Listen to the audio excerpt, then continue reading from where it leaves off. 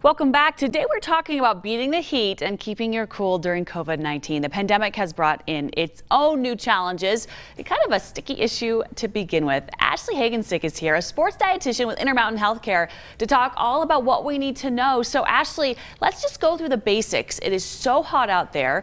We're wearing a mask a lot, which is fantastic, but what do we need to do to protect ourselves to prevent dehydration?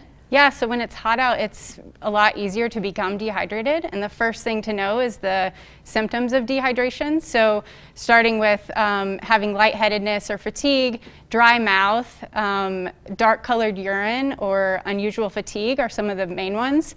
So when we're planning our activities, we really want to make sure we know where on our route there are places to get water or get fluids. So whether that's at a convenience store or a drinking fountain or carrying a hydration pack. So typically with a hydration pack, it's nice because it carries about 2-3 liters. And so it's nice because you can also have a bottle in there. You can add some sparkling water. So just a lot of times I see people on the trails with one little 16-ounce bottle, and it's tough because you can't possibly carry enough for a long hike.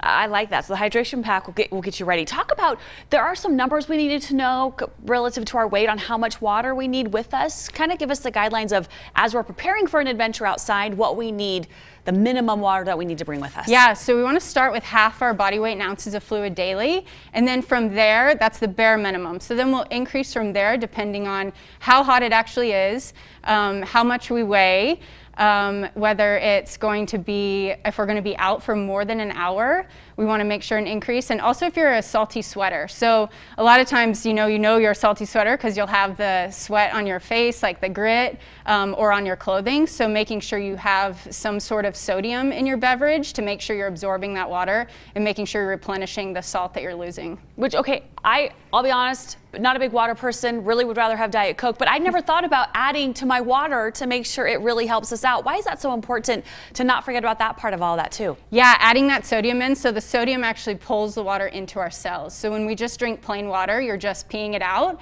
When you consume the sodium in the hydration products or Gatorade or Powerade, you're actually absorbing the fluid better. So it's better for overall hydration. Now your Diet Coke does count towards your total water for the day. Yeah. When it comes to hydrating in the heat, we really want to look for something with some sodium in it, or a salty snack like pretzels or goldfish or something like that. Okay, I know I need to drink more water. It's my goal every single day, and unfortunately I don't do so great. So if anyone has questions, we can go to the Intermountain website, everything waiting for us there. But what's your number one, we just have a few seconds here, really number one tip that everyone needs to remember when they go out in this Utah heat? Sunscreen. Make sure you have sunscreen. Sunscreen and water. That's so good. Thank you so much, Ashley. We really appreciate it. Of course, more information can be found online at abc4.com. Thank you. All right, coming up, AMC Theater.